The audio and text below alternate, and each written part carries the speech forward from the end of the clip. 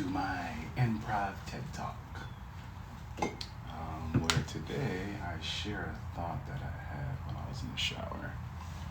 Well, I guess right before it. But basically, the thought comes from this understanding that, I don't know if it's understanding or conception or misconception, I guess. The jury's still out to deliberate.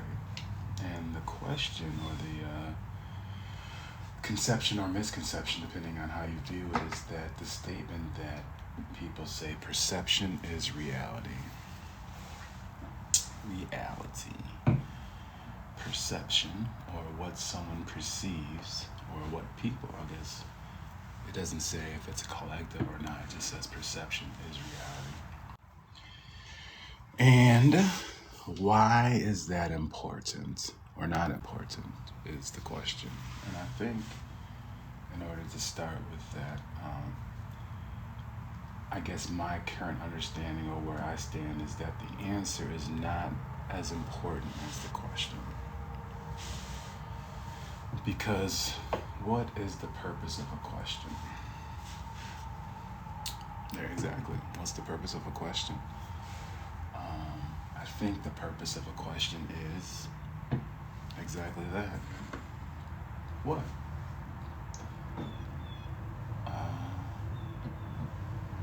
To wonder. And what does it mean to wonder? To wonder means what? So if someone says perception as reality, what are they exactly talking about? What is reality? Is reality something that is dynamic? Is it static? Does it change? Is it dependent on each individual person? I guess is the question.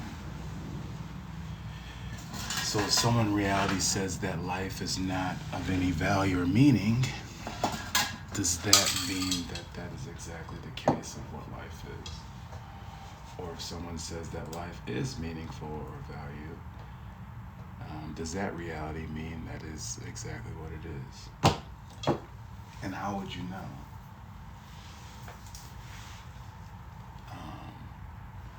I think is a question that unfortunately our society does not ask. And because it does not ask, what does it mean to exist in reality? Is this reality? I think there's a school of thought that somehow believes that what we are currently in is what would be called a simulation. And depending on your religious beliefs or how you grew up, you could have a different terms of understanding of what exactly is meant by that. For some, this is just a stepping stone till they get to a place that they call heaven, or some existence that is not derived or impacted by mistake or shortcomings. That their ideal place is this place called heaven, or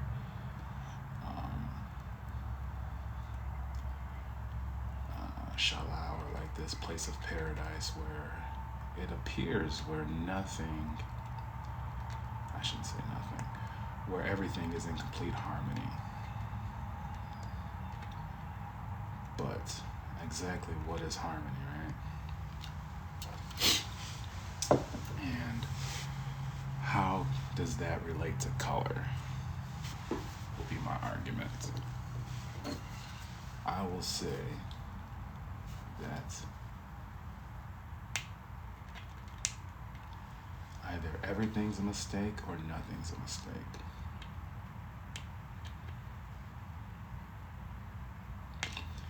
So either everything is a mistake because that would be the only way for a mistake to happen, because if one mistake happens, it would catapult, or it would basically set off a chain reaction for everything to be a mistake. Because if your foundational standpoint or starting point is through a mistake, right, then what follows would also have to be a mistake. So, what is your origin? Is your origin from a mistake or from a purpose? And how would you know? How would you know if your reality or where you are currently at in history is exactly where someone else is at? You could say current events, but if time works and if time is not linear and the past, present, and future all kind of happening simultaneously, how would you know that you're experiencing reality the same way that someone else is experiencing reality? How would you know if you have met someone from the future or from the past, right? Who's to say that the pyramids that we currently are viewing are not from the past but from the future? And because of their significance, they are supposed to point to a reality that currently doesn't exist.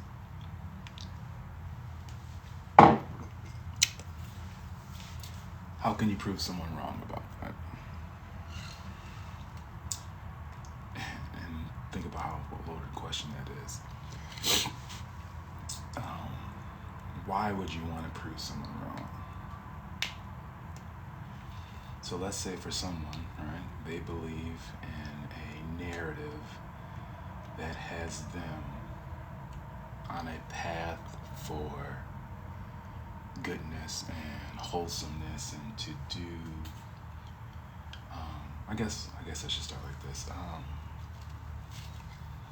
One of the most unfortunate parts about society is our understanding of what good and evil is. Because we equate it to something that's moral, so morality. But often to have morality, you need something that can stand outside of your moral code and be the orbiter of what is what you could call just or unjust, unjust. Right? Well, unfortunately, justice doesn't have an antithetical counterpart, meaning that, I should say, in my understanding, I'm not going to say from my understanding, I'm just going to talk from freely and not worry about too much about if someone ascribes or doesn't ascribe, right? So I was going to say from my understanding, but if I'm speaking something that is true, then I am not the arbiter of what is true. What is true would be the arbiter. So justice does not have a counterpart. There's no such thing as injustice. It's just justice. And justice has features. And what are those features? Well, in order for something to be just, it has to have the ability to repair or make up for what has happened.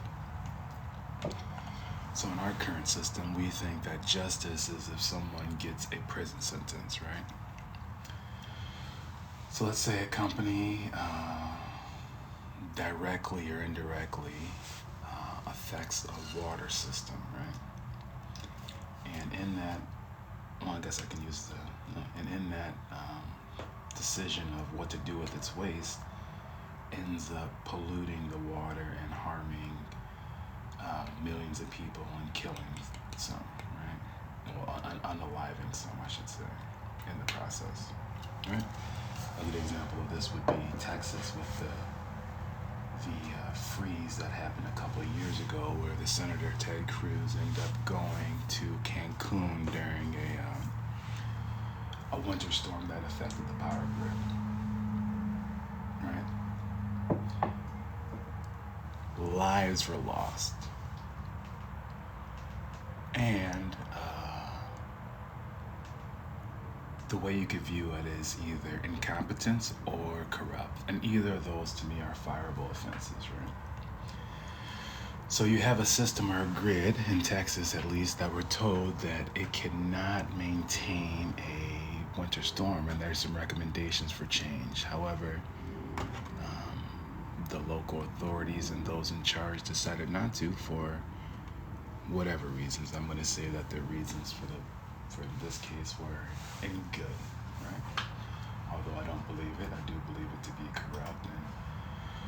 And but whatever. So those lives were lost. You can't lose the lives. Those people's existence in the current state of space and time are no longer here. Right? They're a physical vessel that once maintained a body and had breath, no longer hold breath.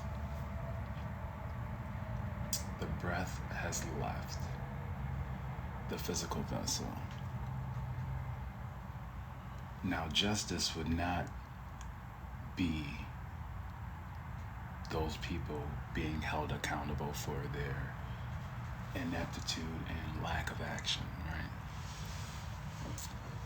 Justice would have the ability to repay and bring back and restore that which was lost and compensate for it, right? So pain and suffering, the ability to bring back life or existence, innocence, to restore.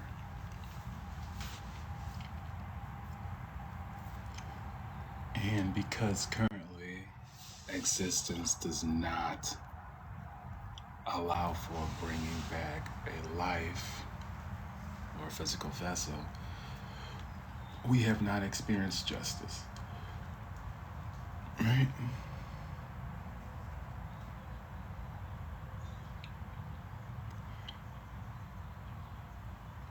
And what pity it is to befall a man who would choose a resource such as money or gold or these type of things that we find quote unquote of value due to scarcity and the hoarding of such resources than the most beautiful resource and precious resource that is available, and that is breath and the physical being.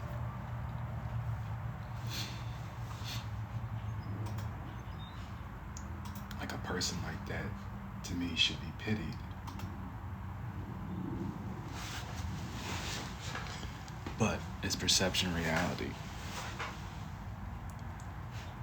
Because I perceive this, or because it becomes self-evident. Well, self-evident is a very interesting way of saying something, because how can something be self-evident? It would just have to be evident. But the second you put yourself in front of it, then you become the arbiter of truth, which is why I think the Constitution is wrong when it says we hold these truths to be self-evident. It should be, we hold these truths to be evident that all people or creation is a creation of God. And then the next question would be, what is a God? Oh man, I love this piece so much. Look at it. It kind of turned out to be pretty cute. I think what I enjoy about it the most is it looks like a map of some sort.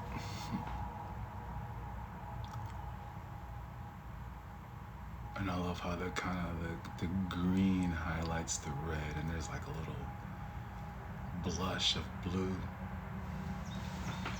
And then when you kind of set it next to this one, you see this cascade of purple. And then you shift a little bit, you see that bright yellow and this purple that kind of comes through.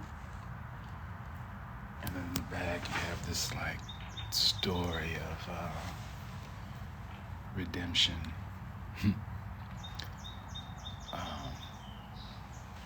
So, what is evident about life or existence, right? I don't want to keep using the word life And the same thing as I do when I'm referring to existence, because just because you exist doesn't mean you live. So the question is, what does it mean to be alive?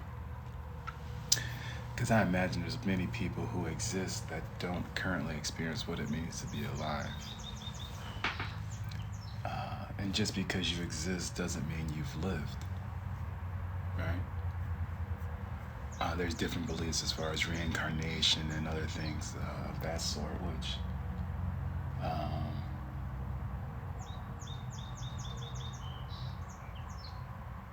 if someone believes that they're going to come back as a bird or some type of animal or spirit being, should you stop them?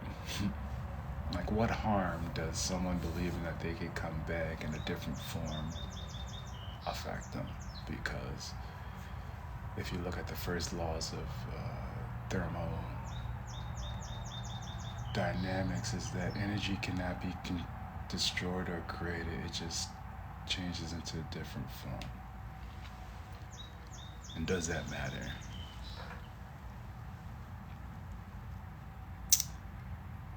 Well, so far we have started with the question of what does it mean when someone says perception is reality? And if my perception is reality, then are others required to behave in my perception? Right? Whose perception gets to win out, right? Because in the perception that I would have of the world, what is going on in Gaza would not be happening, right? Especially since many of those individuals who are being harmed and bombed are already orphaned and widowed and under quite an oppressive reality of life. They're in the tyranny of people making decisions and acting upon their power in a way to harm. And that is a no-no. At least it is in the sense of if you have the understanding of an Abrahamic belief, which many forms of belief systems start with. And why? Well, that's a good question. Why is Abrahamic belief such a popular belief system? Well, I think the major standpoint is that it has a understanding that there is such thing called a God. And in this case, I'll just use the definition of Saint Anselm of Canterbury. He has the best definition of God that I think I've ever heard. His definition is God is that which nothing greater can exist. God is that which nothing greater can exist. Sugar. So, God is that which nothing greater can exist means that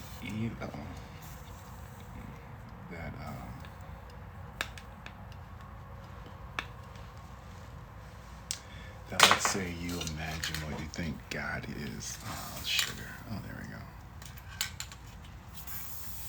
Oh, there we go. Oh, that's interesting. All right.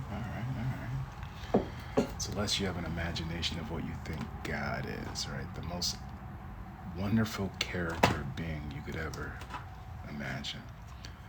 Well, in order for it to be God, it would have to be greater than your current even imagination. So God, in a sense, would have to be greater than what you could even imagine. Or else your imagination would be God. So I can't imagine a character or a God that would be okay with what is going on in certain parts of our society, right? I can't imagine a God who would be okay with individuals going without a meal or without a place to sleep at night in comfort as far as warmth goes. because, I mean, what type of character would that be? Like, even most idea stories, like,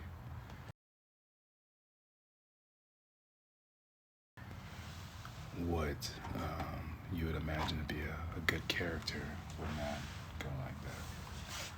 Oh man, I kind of like that now. Oh, there we go. What does this need? I think it needs a little red. What do you think? Where does it need a little red? Oh, I like the back of it, so we'll let that back kind of pop a little bit. Oopsies. Oopsie daisy. Doom, doom, doom, doom, doom. I thought you should know that all those prayers you thought you wasted on me must have found a way on through. I thought you should know that I was down here in Jefferson City. She lets me fish whenever I want. So what is reality? What is perception? How do you know what you perceive is what other people perceive? It doesn't matter. Well, I can imagine that if someone said, hey, I want you to describe the greatest country or countries to ever exist, I doubt anyone would pick a country that dropped a nuclear bomb on people. Right? The same way we could have dropped a nuclear bomb on a country is the same way that we could have also, cured diseases and the well-being of those who are, being devastated by climate and other things. But yet, for some reason, this country thinks it's great. I shouldn't say this country. People in this country think it's great because of its ability to oppress and marginalize people who don't have the same technological abilities, and probably most of it has to do with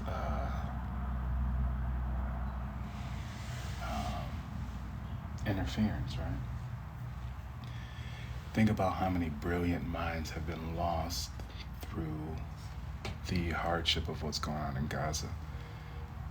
There could have been a savior of sorts who experienced trauma and has been able to overcome the hardships of inequities and inequalities and want to do good, right?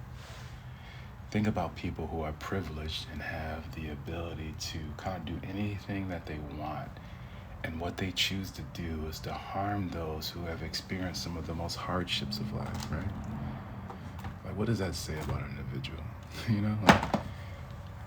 You have been granted every privilege that you could, right? Of starting point, of education, of this and that, and you have chosen to harm those who have been in a different situation than you.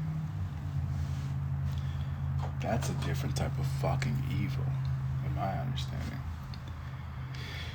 And I feel bad for those people, because one day they will come and face a just God, or a just being, a just understanding of what it means to be human. And what it means to be human is not what we currently experience on our current reality.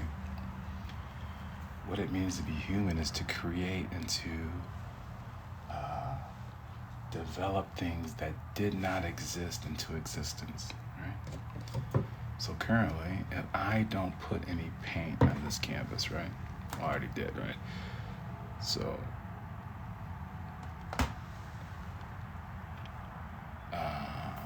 what is my job as a human? To do this. To find something and to create. Some call it ex nihilo, to create from nothing. But I'm not creating from nothing, I'm creating from something, right? What exactly is color? Like, every day people should stop and pause and like, what the hell is color? Right? What is the need for color? In a world that is just supposed to be randomness and nothingness plus chance, right? So most people believe that society came from a big bang of like some sort where nothing became something, right? Where does color fit into that? Like what benefit does color come into? Or beauty, right? Beauty has no social utilitarian, I shouldn't say no social, no physical utilitarian function, meaning that food could exist, right? Or sources of nutrients could exist without having taste.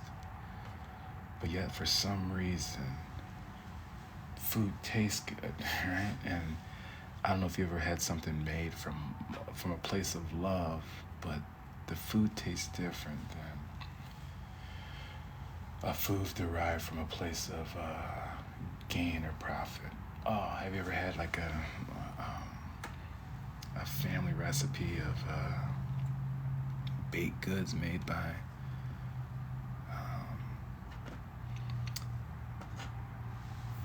by like a granny? Just this like expert level of goodness and kindness, right? And it sucks because I imagine that there's going to be there were, I should say, I don't know, there is, how do you define time, right? So currently there exists a reality in the future of people who are in a lot better shape because of our action to preserve climate, right? So there's people who are benefiting from us currently, right? Because of our action and making sure that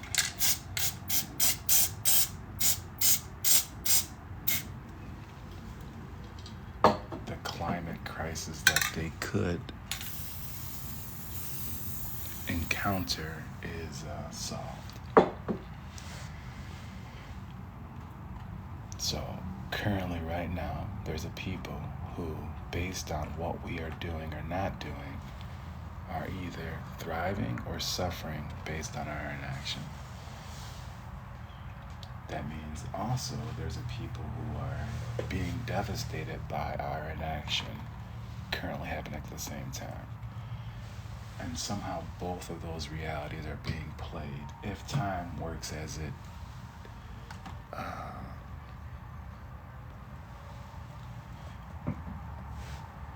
I guess I can't even say it's understood, because if it was understood, then I think we'd be doing a lot of different things, right? So then the question becomes, how much or how important is the actions of one person? Well, in the Abrahamic belief, right, the world was started through one person or continued through one person. So to harm one person is like to harm all of everybody. Do we view society like that? Do we view that one person is the world? I don't know. How would you know if we viewed that? I guess you'd know by how valuable we think one person's life is. And by our current day of policing and our current day of, instead of finding ways to extend people's lives, we have spent all of our resources trying to figure out how to end them. Would be a good example of our lack of understanding about life and what is important in life. Or I should say existence, because I believe those same people who have these understandings don't currently live. They are in a perpetual state of hell. And what is hell? I think hell would be similar to what someone may call Groundhog's Day. The constant reliving and constant replaying of hardships and devastations without the ability to change, right? Because what is Newton's first law?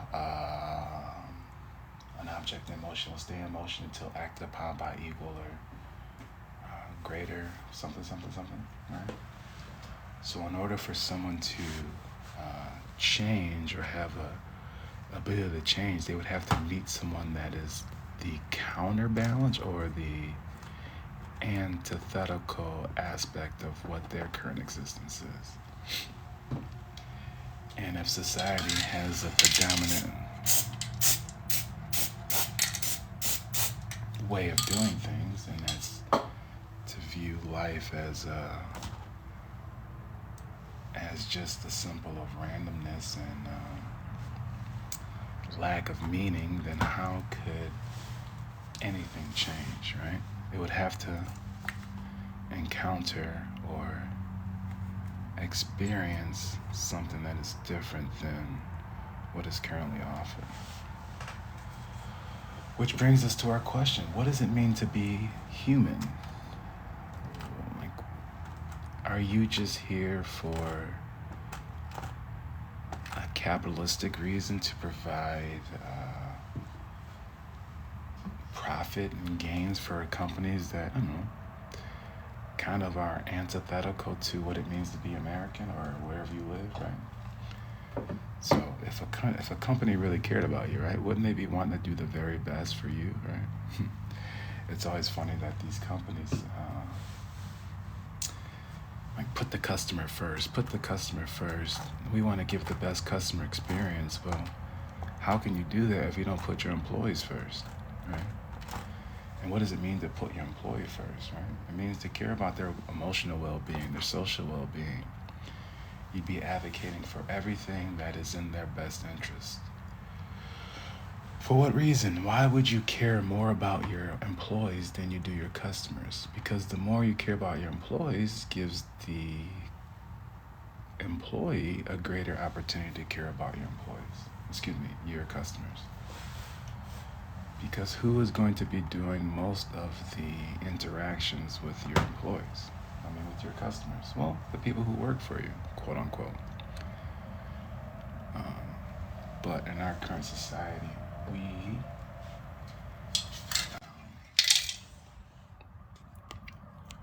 we don't treat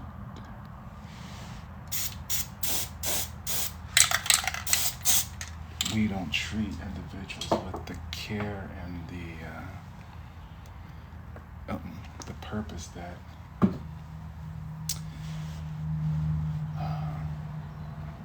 we should.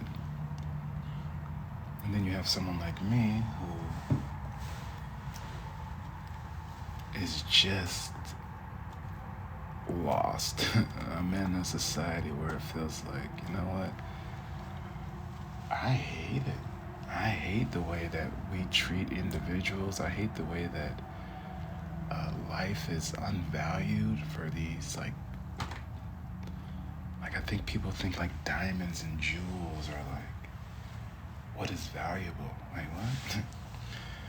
Like how big of a ring you could give someone, right? Like what is a ring? Like what's the value of a ring, right?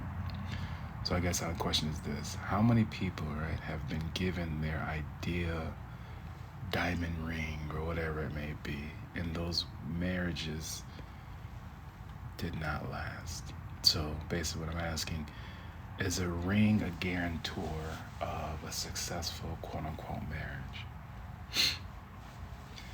And I think many people would say no. Maybe they wouldn't, right? But it's like, well, if that's the case, then what is a guarantor of marriage? Well, whatever it is, it's currently not being seen in the United States because almost 50% of marriages end up in what is called divorce. Well, how is that the case?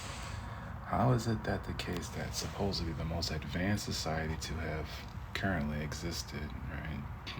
It's pretty funny to say.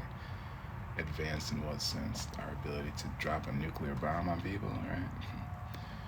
To actively destroy humanity, society, right? How are we advanced? it's interesting because I meet these people who are Christian, right? Or they have this belief of their Jesus, right?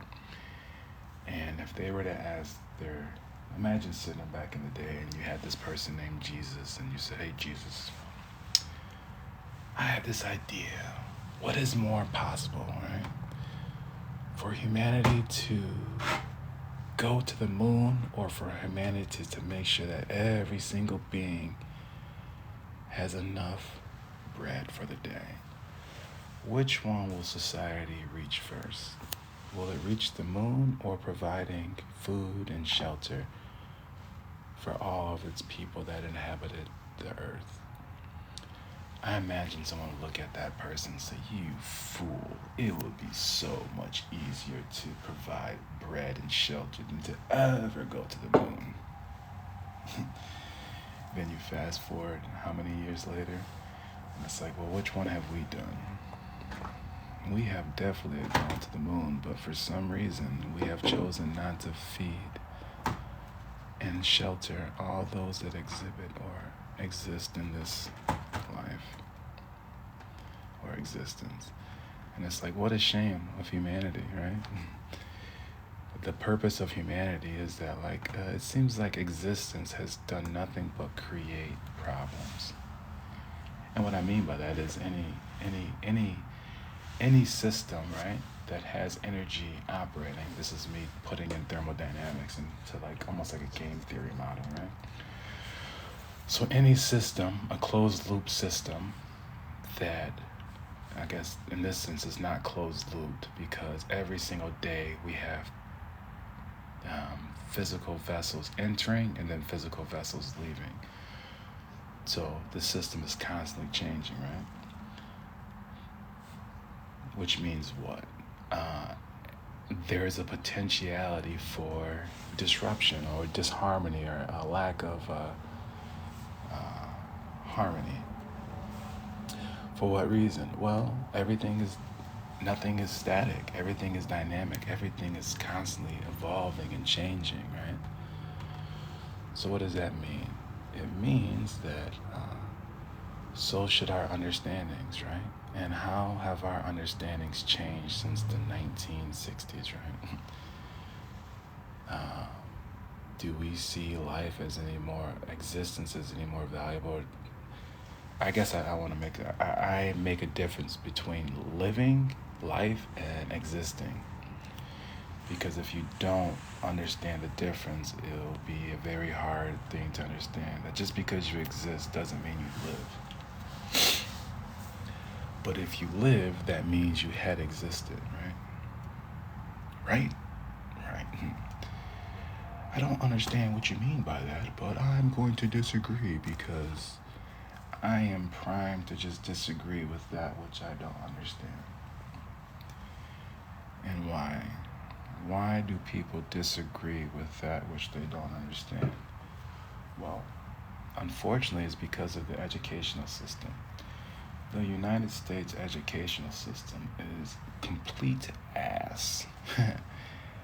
Because we don't even stop to understand what the hell is a color. Look at this. What is this, right? How and what reason does color exist? And why does it seem so magical?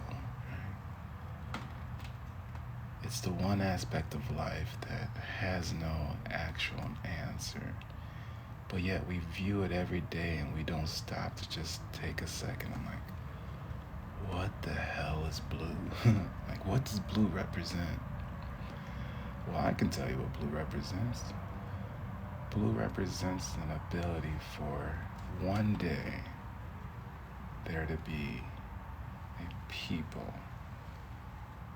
that starts to live in harmony. What does it mean to live in harmony? Well, I can tell you what it doesn't mean. What's going on in Gaza? What is happening in Gaza is today's modern day test of if current civilization should extend, right? And based on our reaction or inaction, Earth and its current standpoint should be destroyed. Right? Without a doubt. Every single being, unfortunately, should be absolutely catapulted from this existence for what's going on in Gaza. And the fact that it has not happened, right? Currently, I mean, we're on the pace to it with our current inaction. Because if you get Gaza wrong, you're not going to get climate change, right? Oh man, that's a lot of, that was a big blob. So what we're going to do with that is we're just going to, yeah.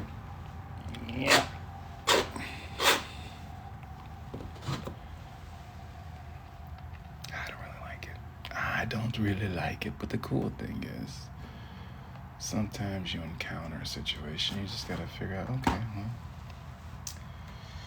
it is what it is for her, but how can I make this a little bit different? And I think we shall find a way.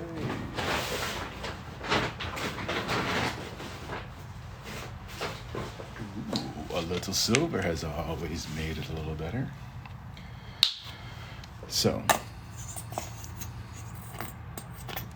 why are we in the situation we are? Because, unfortunately, most people are a slave to an unjust system of inequality as far as what it means to be human. And what it means to be human is not to be subjected to hours upon hours of labor to produce capital for someone that clearly has enough to live, right?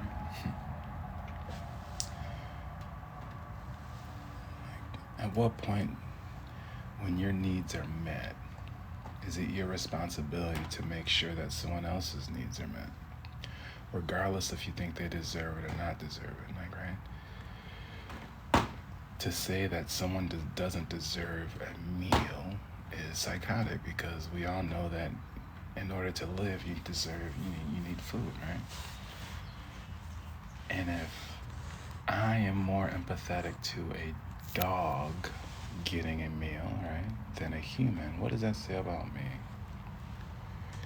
How have I adopted a way of living that is outside something that I will be proud of thousands of years from now?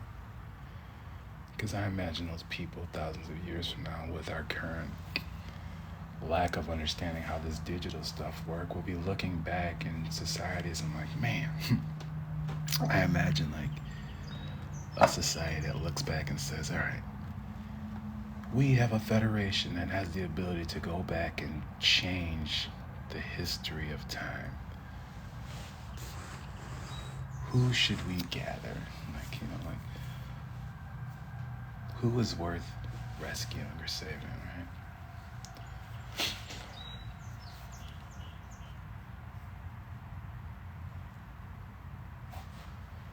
So there's this understanding about prayer, and one of the things people say about prayer is that prayer may not save you, but it may make you worthy of being saved, right? So then what is prayer? What does it mean to pray? Is prayer synonymous with existence? Meaning, is your existence to pray? And what does it mean to pray? Well, that is a good question. What does it mean to exist? What it means to exist is this: you create things that at one point did not exist into existence.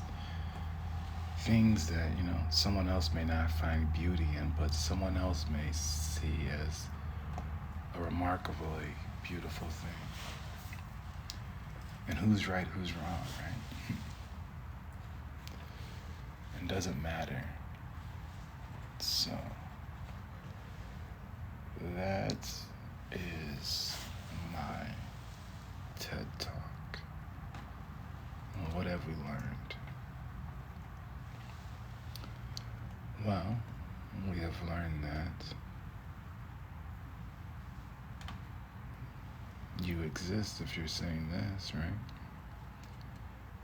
And currently, in my existence, not many people are, right? But it is my hope and dream that one day, right,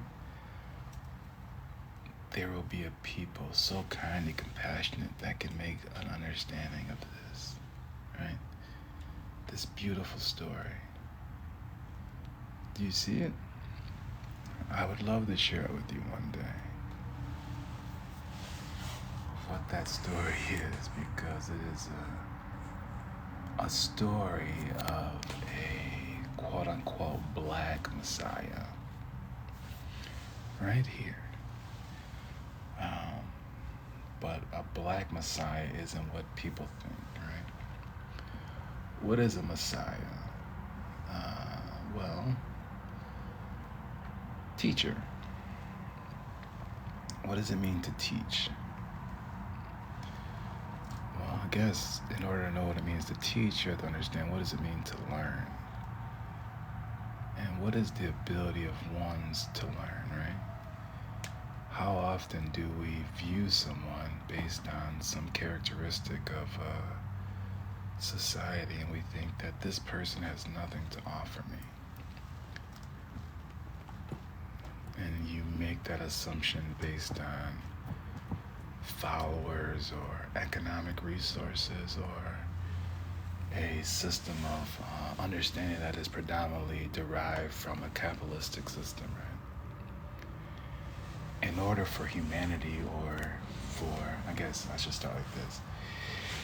If you believe in a universe, right? Singular universe, meaning humans on Earth are the only things that exist. You may be extremely. Hello, Estrella. How are you today? And I guess it depends on today, right? What is the chances? What are the chances that how you are may not be how you will be, right? There's a chance that you currently are not doing well, but in a reality that is not currently yet, you are doing extremely well.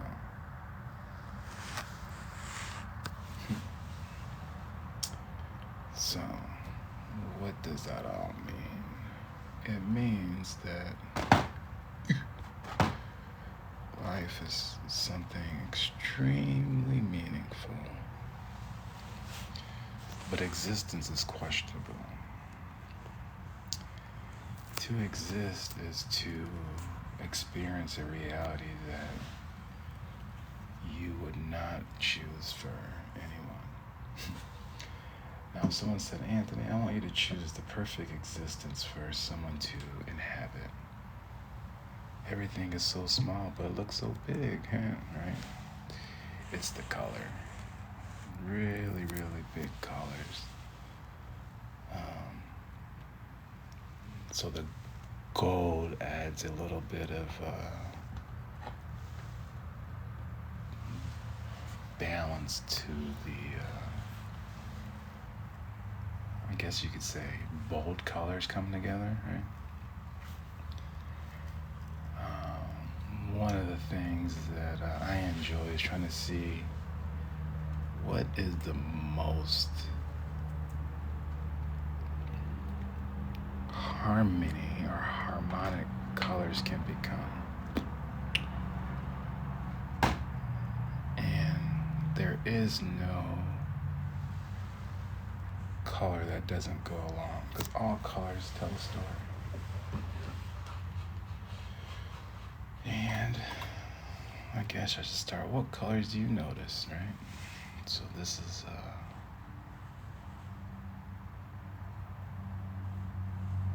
do you see the lime and black with the shades of metallic silver? Do you notice the red, the blue in the background? Because whatever colors you notice tells a lot about, your current reality or your current state of being. Do you see the glimmer of gold everywhere? Or does it not look gold to you? So what we'll do is, I want a little bit more gold there.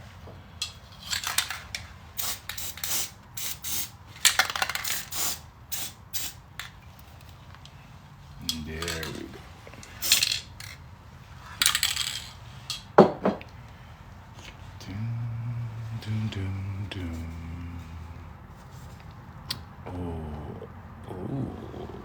With a little bit of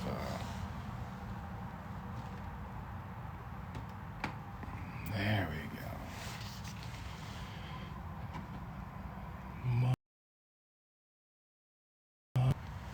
Much better. Much better. And then we shall. I love this background. I love how the yellow kind of just sits right on top. Let's see if I can zoom out a little bit. Yeah, there we go. It kind of just sits pretty on top.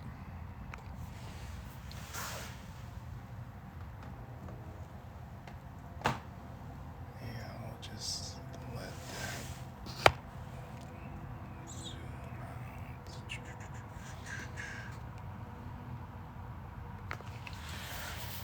Alright, I'm gonna cancel this. We're gonna put this on the old YouTube of what could be a start of something magical. But then I'm just gonna let the paint dry and I'm gonna listen to some country music. And then I'm probably gonna go out and buy some more small canvases. So, BRB.